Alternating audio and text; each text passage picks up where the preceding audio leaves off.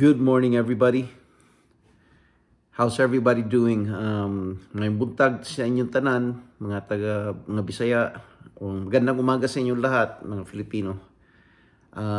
Ngayon, meron na naman tayong bagong lesson tungkol sa Bitcoin. Alam mo naman, pumasok ako sa rabbit hole ng Bitcoin and gusto ko lahat ng mga tao, lalo ng mga Filipino, will start getting involved in Bitcoin. Ang pag-uusapan natin ngayon ay tungkol sa scarcity ng Bitcoin. Anong ibig sabihin ng scarcity? Ibig sabihin ng scarcity ay hindi masyadong marami at saka nauubos yung supply ng Bitcoin. Yung paggawa nila, yung paggawa ni Satoshi Nakamoto tungkol sa white paper na ginawa niya tungkol sa Bitcoin, yung nag-umpisa siya sa Bitcoin. Talagang sinadya na konti lang na Bitcoin, up to 21 million lang na Bitcoin lalabas.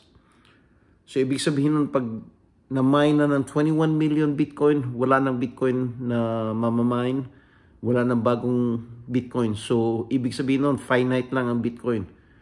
So, the supply of Bitcoin mauubos. Ang nagse-circulate na Bitcoin ngayon is about 20 million. So, 1 million na lang ang kulang para i-mine ng mga miners. So, ang lumalabas noon, parang ginagaya niya ang gold. Kasi ang gold, commodity na hindi masyadong marami. So, ang nangyayari sa gold, medyo mahirap i-mine ang gold. Maghahanap sila ng mga mina ng gold sa lupa at saka sa dagat or saan sila makakita ng gold. So, ang nangyayari sa gold talagang hindi kagaya ng pera na tinatawag nila na kagaya ng peso or dollar na fiat money na kung nauubos na yun, gawa na ang gobyerno gagawa ng pera. So hindi talaga mauubos. In fact, madadagdagan. Habang dumadami ang tao, dumadami rin ang pera. So kasi dumadami ang pera, ang nangyayari, nagmumura ang presyo ng pera. The value of money goes down because of inflation. So kagaya noon ang piso, marami kang mabibili sa piso. Ngayon, baliwala ang piso, parang 1 centavo na lang ang peso ngayon. Noon, kung meron kang 100 peso, malaking halaga na yan. Mahirap na, marami ka na mabibili noon. Pero ngayon, ang 100 peso, naku, bibili ka sa Jollibee, kulang pa. So, nakikita mo yung difference. So, ang gold, tumataas ang value kasi konti lang eh.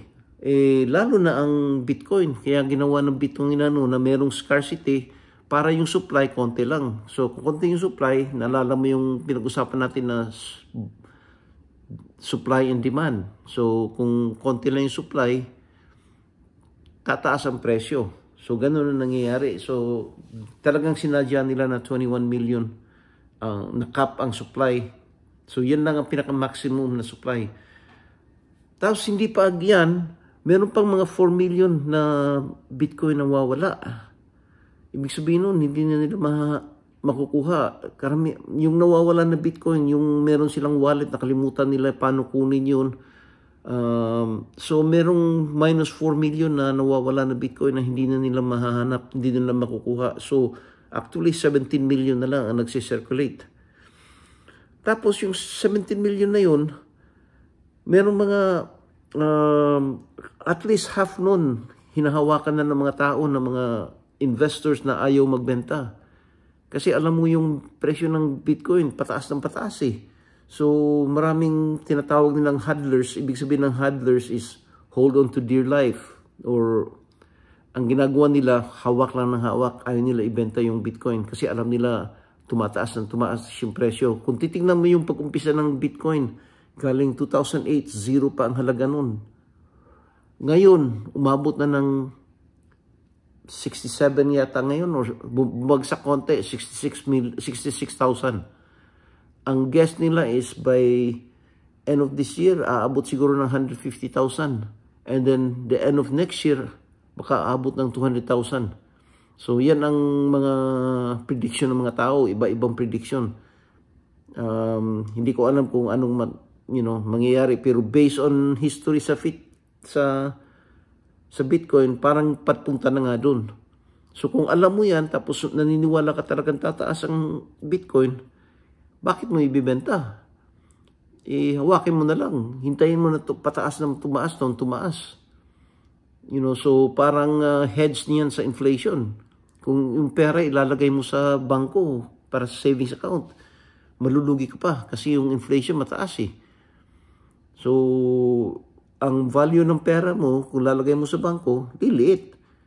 Pero kung ilalagay mo sa Bitcoin instead of the bank, tataas na tataas. Hindi lang tataas, talagang taas na mataas. Ang problema lang, volatile masyado. So, nakakatakot kung hindi ka sanay. So, nakikita mo, biglang bagsak ang presyo. So, sabihin mo, ano ba yan? Malulugi ako nito. Or fraud ito, or, scam.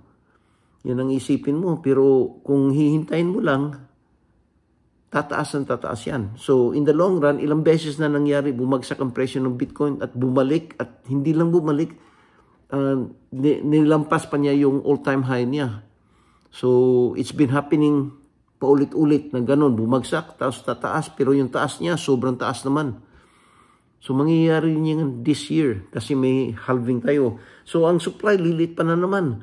Kasi, every 4 years, ang mga miners, konti na lang ang pwede nilang i-mine. So, every 4 years, hinahati nila yung ma-mine. Ang supply ng Bitcoin yun na pwede ma-mine is 900 Bitcoins a day.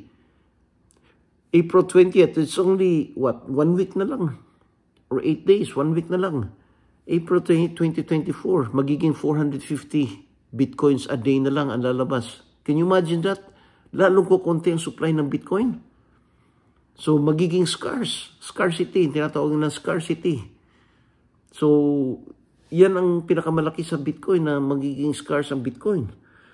Tapos, hindi lang yan. Ang tinanggap na ng gobyerno ang meron ng mainstream acceptance. Noon, sabihin mo Bitcoin, tatakot mga tao eh. Sabihin mo, ano yan, scam yan, or pyramid yan, or mangluloko lang yan, or, ganun. Pero ngayon, tinatanggap na ng mga tao. Lalo na yung mga younger generation, tinatanggap na nila. So, there's mainstream acceptance of Bitcoin. So, kahit ang gobyerno, tinanggap nila, they approved the Bitcoin ETF. There's about, I think, 11 companies, 11 ETF na nagbebenta na ng Bitcoin ngayon. So, ibig sabihin, yung mga malaking institution, yung malaking binibenta na rin nila yung Bitcoin. Sinasama nila sa fund nila. So, yan ang ibig sabihin ng ETF. Tapos, binibenta nila parang stock. Lumalabas na parang stock. So, ibig sabihin nun, kahit na hindi mo alam, yung pala, meron ka palang Bitcoin na kasama sa ETF mo kung bumili ka ng ETF na yun. Ngayon, January lang ang pagbili ng na-approve yung ETF. Ang dami ng nabili nila na Bitcoin. So, kumukontapi ang supply ng Bitcoin. Ngayong Monday, there's only 2 days, ang Hong Kong, approve nila yung ETF nila, which means China. Hong Kong is part of China. So, mga Chinese buyers, bibili ng ETF through Hong Kong. Not only Hong Kong, South Korea rin, and England, ganun din. Meron din silang ETF na natatanggapin nila. So, ibig sabihin, ang daming buyers coming along. So, lalong kukunti yung supply. So, lalong magiging scarce ang Bitcoin. So, balik tayo sa supply and demand. Lilit ng lilit at saka lumiliit yung supply. Ang demand lumalaki ng lumalaki. Tataas talaga ang presyo. So, if you have that conviction na tataas ang presyo, bakit hindi ka mag-i-invest? Paulit, ko lang ito advice ko lang ito from my experience, pero hindi naman ako, financial advisor, and you have to do it, you have to do your own research. Ang ginagawa ko lang, gusto kong matuto kayo para malalaman nyo anong tungkol sa Bitcoin. Dumaan na ako ng ganito, pinag-aralan ko talaga yung Bitcoin, tapos nag-invest rin ako sa Bitcoin. Ganon nakita ko sa Bitcoin, that it's one of the best moving asset in the whole world right now. Talo ang gold, talo ang cash, talo ang real estate, talo ang bond. So, it's the number one, the best asset, best return na makukuha mo. So, kung hindi ka pa, you need to learn. Hopefully, meron kayo natutunan dito and hopefully masuportahan nyo ako by subscribing or kahit na mag-like lang para, I could do more videos na ganito. So, kung may time kayo, wala namang wawala sa inyo, I hope na magsusubscribe kayo para maggagawa pa ako ng mga videos ng ganito. Maraming salamat. Daghang salamat and thank you. Okay, good night. Good morning. Think